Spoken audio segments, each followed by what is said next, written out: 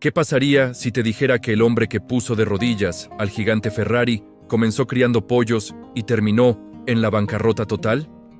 Imagina a un piloto que corría con una pastilla de nitroglicerina bajo la lengua, desafiando a la muerte en cada curva, sabiendo que su propio corazón podía explotar antes de ver la bandera a cuadros. Pero el destino tenía un plan macabro: obligarlo a bajarse del auto justo en la cima de su gloria. Sin embargo, ese no fue su final. Fue la chispa de una venganza a 300 kilómetros por hora. Bienvenido. Acompáñame a descubrir cómo un soñador tejano convirtió el fracaso absoluto en el imperio más rápido de la historia. Esta es la leyenda de Carroll Shelby. Nuestra historia comienza en un pequeño pueblo de Texas, en el año 1923. Carroll Hall Shelby no nació con un volante en las manos, sino con una sentencia de muerte pendiendo sobre su pecho. A los 7 años, los médicos descubrieron que su corazón tenía una válvula defectuosa. Un soplo cardíaco que lo condenó a pasar su infancia en una cama, mirando por la ventana mientras otros niños corrían bajo el sol. Imagina la frustración de ese niño, atrapado en un cuerpo que no le permitía vivir, acumulando una sed de velocidad que solo podría saciar años más tarde. Pero el joven Shelby era un luchador. Contra todo pronóstico, su salud mejoró al llegar a la adolescencia, justo a tiempo para que el mundo se sumiera en el caos. Era el año 1941 y la Segunda Guerra Mundial llamaba a su puerta. Carroll, ansioso por sentir la adrenalina que se le había negado, se alistó en la Fuerza Aérea. Se convirtió en un piloto tan excepcional que el ejército se negó a enviarlo al combate. Era demasiado valioso entrenando a otros. Allí, en los cielos, aprendió que la velocidad no era solo movimiento, era libertad. Sin embargo, al regresar a tierra firme tras la guerra, la realidad lo golpeó con crudeza. Carroll tenía una esposa, 3 hijos y ningún rumbo. Intentó ser un hombre común. Probó suerte con camiones de basura, trabajó en campos petroleros, pero su mayor apuesta fue una granja de pollos en el año 1949. Parecía que finalmente había encontrado la estabilidad, hasta que una epidemia devastadora acabó con sus aves y con todos sus ahorros. Ahí estaba él, en la bancarrota absoluta, un hombre quebrado de casi 30 años que parecía haberlo perdido todo. Pero a veces, cuando tocas fondo, lo único que queda es acelerar. En 1952, un amigo le prestó un auto para una carrera local. Carroll no tenía dinero ni para un uniforme de piloto. Corrió con su overol de granjero a rayas, el mismo que usaba para trabajar en el campo. Para sorpresa de todos, ese granjero condujo como un poseído, humillando a pilotos con autos mucho más potentes. Ese día nació una leyenda. El overol a rayas se convirtió en su marca registrada, un símbolo de que no importa de dónde vengas, sino cuán rápido puedes ir. Su ascenso fue meteórico. En pocos años, Shelby ya no corría en pueblos de Texas, sino en los circuitos más prestigiosos de Europa. En 1959, alcanzó el santo grial del automovilismo: las 24 horas de Le Mans, conduciendo para Aston Martin. Pero había un secreto oscuro en la cabina de ese auto. Carroll corría con dolor en el pecho, masticando pastillas de nitroglicerina para evitar que su corazón colapsara en plena recta. Ganó. Cruzó la meta cubierto de gloria, en la cima del mundo. Pero el destino es cruel. Poco después de su victoria más grande, su médico fue tajante: si sigues corriendo, morirás. En 1960, con el título de campeón en las manos y lágrimas en los ojos, Carroll Shelby tuvo que anunciar su retiro. El sueño había terminado, o al menos, eso es lo que todos creían. Porque mientras colgaba su casco, una idea loca, casi imposible, empezaba a rugir en su mente. Una idea que involucraba un motor americano y un chasis europeo, una quimera que cambiaría la historia para siempre. Aquí es donde la historia se torna fascinante. Imagina a Carroll, un hombre al que le acababan de cortar las alas, sentado en su pequeña oficina alquilada, mirando el teléfono. Ya no podía ser el piloto más rápido, así que decidió ser el constructor más astuto. Su visión era simple pero revolucionaria: combinar la elegancia y ligereza de un chasis europeo con la fuerza bruta y barata de un motor V8 americano. Era una idea que muchos llamaron ridícula, pero para él era la única forma de seguir vivo. Corría el año 1961. Carroll se enteró de que una pequeña fábrica británica, AC Cars, había perdido a su proveedor de motores. Vio la oportunidad y con esa sonrisa encantadora de tejano, levantó el teléfono. Les dijo: «Tengo un motor americano potente listo para sus autos. ¿Les interesa?». Los británicos, desesperados, dijeron que sí. Pero había un pequeño problema. Carroll no tenía ningún motor. Era una mentira absoluta. Sin perder un segundo, llamó a Ford. Sabía que la compañía de Detroit estaba ansiosa por tener un auto deportivo que pudiera competir con el Corvette de Chevrolet. Carroll les dijo: «Tengo unos chasis británicos ligeros y hermosos listos para recibir sus nuevos motores. ¿Les interesa?». Ford, viendo una oportunidad de oro, dijo que sí. Pero claro, Carroll tampoco tenía los chasis. Con nada más que su palabra y una audacia inquebrantable, logró unir dos continentes.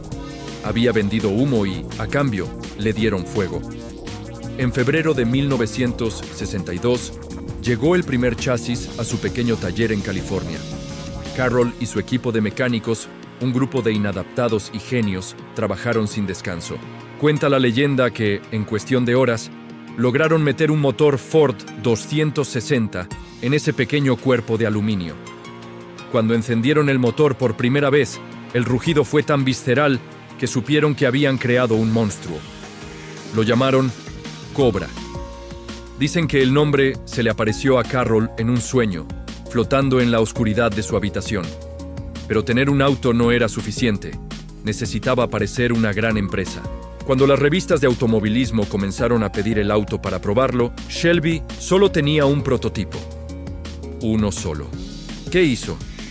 Lo pintó de amarillo para una revista. Cuando se lo devolvieron, lo pintó de rojo para la siguiente. Luego de azul. Cuando se lo devolvieron, lo pintó de rojo para la siguiente. Luego de azul. Hizo creer a toda la prensa especializada que tenía una línea de producción masiva, cuando en realidad solo movía el mismo auto de un lado a otro. Fue una jugada maestra de marketing nacida de la necesidad pura. El Cobra era una bestia indomable. Pesaba la mitad que un Corvette y tenía la misma potencia. En las pistas de Estados Unidos, comenzó a devorar a la competencia. Los pilotos de Chevrolet no sabían qué los había golpeado. Shelby American, la empresa que había nacido de la nada, se estaba convirtiendo en un gigante. Carroll, con su sombrero negro de vaquero siempre puesto, supervisaba cada carrera, cada victoria, sintiendo que por fin había encontrado su nuevo lugar en el mundo. Sin embargo, el éxito local no era suficiente para un hombre que había probado la gloria en Europa. Carroll miraba hacia el otro lado del océano con una obsesión creciente. Había un hombre que le quitaba el sueño, un hombre arrogante que dominaba las carreras mundiales con puño de hierro y autos rojos inmaculados. Enzo Ferrari, el Commendatore. El Cobra dominaba en casa, pero Carroll sabía que para ser leyenda tenía que destronar al rey en su propio terreno. Y mientras celebraba sus victorias en suelo americano, una sombra se cernía sobre su proyecto. Los ingenieros le trajeron una noticia devastadora. El Cobra, por más rápido que fuera, tenía la aerodinámica de un ladrillo. A altas velocidades en las largas rectas de Europa, el viento lo frenaría. No podían ganar así. Todo lo que habían construido estaba a punto de chocar contra un muro de aire a 300 kilómetros por hora. ¿Cómo vences a la perfección italiana cuando tu propia creación amenaza con salir volando de la pista? Mientras Carroll luchaba contra la resistencia del viento, una tormenta mucho más grande se gestaba en las oficinas corporativas de Detroit. Para entender la magnitud de lo que estaba por suceder, debemos viajar a mayo de 1963. Henry Ford II, el nieto del hombre que puso al mundo sobre ruedas, quería comprar Ferrari. Quería el prestigio, la elegancia y la historia de la marca italiana. Pero en el último segundo, cuando los contratos ya estaban sobre la mesa en Maranello, Enzo Ferrari leyó una cláusula que le quitaba el control de su equipo de carreras. Imagina la escena. el Commendatore, un hombre de orgullo inquebrantable, rodeado de abogados americanos, lanzó su pluma contra la mesa. No solo canceló el trato, sino que lanzó insultos venenosos que cruzaron el Atlántico. Dijo que Ford fabricaba autos feos en fábricas feas, y lo más hiriente de todo, le dijo a Henry que no era un gran hombre como su abuelo, sino simplemente el segundo. Fue una declaración de guerra. Enfurecido, Henry Ford II reunió a sus ejecutivos y dio una orden simple y brutal. Quiero construir un auto que aplaste a Ferrari en Le Mans. No me importa cuánto cueste. Ford tenía el dinero, tenía las fábricas inmensas y miles de ingenieros, pero no tenía alma de corredor. Sus primeros intentos, bajo el nombre de GT40, fueron desastrosos. Los autos eran rápidos, sí, pero inestables y peligrosos. En las 24 horas de Le Mans de 1964, los Ferraris cruzaron la meta triunfantes mientras los autos de Ford humeaban abandonados a los costados de la pista. Fue una humillación pública y costosa. Ford necesitaba a alguien que entendiera la velocidad, alguien que no tuviera miedo de ensuciarse las manos. Necesitaban a Carroll Shelby. Cuando Shelby tomó el control del programa GT40, se encontró con un caos. Pero él no era un ejecutivo de traje gris, era un corredor. Llevó los autos multimillonarios de Ford a su taller en Los Ángeles, un lugar lleno de grasa, ruido y mecánicos en camiseta. Shelby y su mano derecha, el genial Ken Miles, comenzaron a diseccionar el auto. Descubrieron que la aerodinámica estaba mal. Los frenos eran inútiles y el motor no respiraba bien. Trabajaron día y noche, obsesionados, probando soluciones radicales. Cambiaron el motor pequeño por un monstruoso motor de 7 litros, el mismo que usaban en la NASCAR. Era fuerza bruta americana contra la sofisticación europea. El año 1965 fue un año de pruebas de fuego. Shelby logró algo histórico. Con su propio equipo y el Shelby Daytona Cup, le arrebató el campeonato mundial de fabricantes a Ferrari en la categoría GT, algo que ningún constructor americano había logrado jamás. Fue un golpe directo a la mandíbula de Enzo. Pero el premio mayor, la joya de la corona, seguía siendo la victoria general en Le Mans con el prototipo GT40. La presión sobre los hombros de Carroll era insoportable. Henry Ford II le entregaba tarjetas con un mensaje escrito a mano. Más te vale ganar. Todo se reducía a una fecha.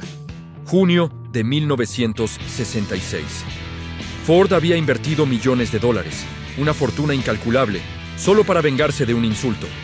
Carroll Shelby había puesto su reputación, su salud y su corazón defectuoso en la línea. Habían construido una máquina capaz de superar los 320 kilómetros por hora en la recta de Mulsanne. Una bala de plata diseñada para matar al caballo rampante. Llegaron a Francia bajo una lluvia torrencial. El ambiente era eléctrico. No era solo una carrera. Era un duelo entre dos filosofías, dos mundos, dos hombres poderosos. Enzo Ferrari miraba desde Italia, confiado en su historia. Henry Ford II estaba en las gradas, esperando su venganza. Y en los boxes, Carroll Shelby miraba al cielo gris, sabiendo que en las próximas 24 horas se definiría si pasaría a la historia como un héroe o como el hombre que desperdició la fortuna de Ford. Los motores rugieron, la bandera cayó y el infierno se desató en la pista. Pero nadie, ni siquiera Shelby, podía anticipar el drama y la controversia que estaba a punto de ocurrir en la última vuelta. La carrera de 1966 no fue solo una competencia, fue una demostración de poder absoluto. Los Ford GT40 de Shelby, afinados por las manos mágicas de Ken Miles, rodaron como trenes imparables bajo la lluvia francesa. Los Ferraris, esos orgullosos puras sangres italianos, se rompieron uno a uno, intentando seguir el ritmo infernal que imponían los americanos. A mitad de la noche, la noticia recorrió el circuito. Ferrari se había retirado. Goliat había caído. Pero la historia nos enseña que a veces puedes ganar la guerra y perder el alma.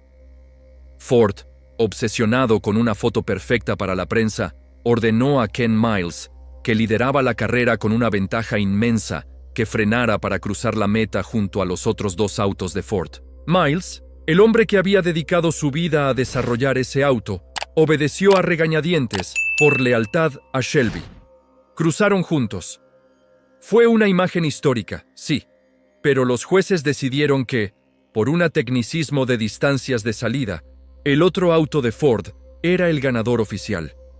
A Miles le robaron su victoria más merecida. Shelby tuvo que mirar a los ojos a su amigo, sabiendo que la política corporativa había manchado su triunfo, y la tragedia real estaba esperando a la vuelta de la esquina. Apenas 2 meses después, probando un nuevo prototipo secreto, el J-Car, el auto de Ken Miles, se desintegró en una curva del circuito de Riverside. Ken murió al instante. Carroll Shelby, el hombre que había vivido años esperando que su propio corazón fallara, tuvo que enterrar a su amigo más sano y leal. Dicen que una parte de Carroll murió ese día en el desierto de California, pero los supervivientes tienen una obligación: seguir adelante. Shelby se alejó de las carreras, viajó a África, se reinventó. Años más tarde, cuando todos pensaban que era una reliquia del pasado, volvió a la industria. Se unió a su viejo amigo Lee Iacocca en Chrysler y ayudó a crear otra bestia americana, el Dodge Viper. Demostró que su toque mágico no era suerte, era puro instinto. Sin embargo, su batalla más larga no fue contra Ferrari, sino contra su propio cuerpo. En 1990, el viejo corazón que lo había atormentado desde los 7 años, finalmente dijo: «Basta». Pero Carroll no estaba listo para irse. Recibió un trasplante de corazón y años más tarde, uno de riñón, este último donado por su propio hijo. Vivió prestado, burlando a la muerte década tras década, trabajando hasta el final. Incluso a los 80 años, regresó a Ford para resucitar el Mustang Shelby GT500, cerrando el círculo donde todo había empezado. Carroll Shelby falleció en mayo de 2012, a los 89 años. Se fue pacíficamente, un contraste absoluto con la vida de ruido y furia que había llevado. Dejó atrás un legado que no se mide en dinero, sino en asfalto quemado y trofeos oxidados. Fue el granjero que soñó con volar, el piloto que corrió con el corazón roto y el constructor que le enseñó al mundo que, con suficiente pasión y un poco de locura, un texano con un overol sucio puede derribar imperios. Hoy, cada vez que escuchas el rugido profundo de un V8 americano o ves esas 2 líneas paralelas pintadas sobre un auto deportivo, estás viendo el espíritu de Carroll. Él nos enseñó que no importa cuán defectuoso sea tu motor o cuán imposible parezca la meta, la carrera no termina hasta que cae la bandera a cuadros. Si esta historia de velocidad, sacrificio y resiliencia te ha acelerado el pulso, te invito a ser parte de nuestra comunidad. Suscríbete al canal y déjame un comentario. ¿Crees que el fin justifica los medios como hizo Ford, o que el honor vale más que la victoria? Dale like si disfrutaste el viaje. Nos vemos en la próxima curva.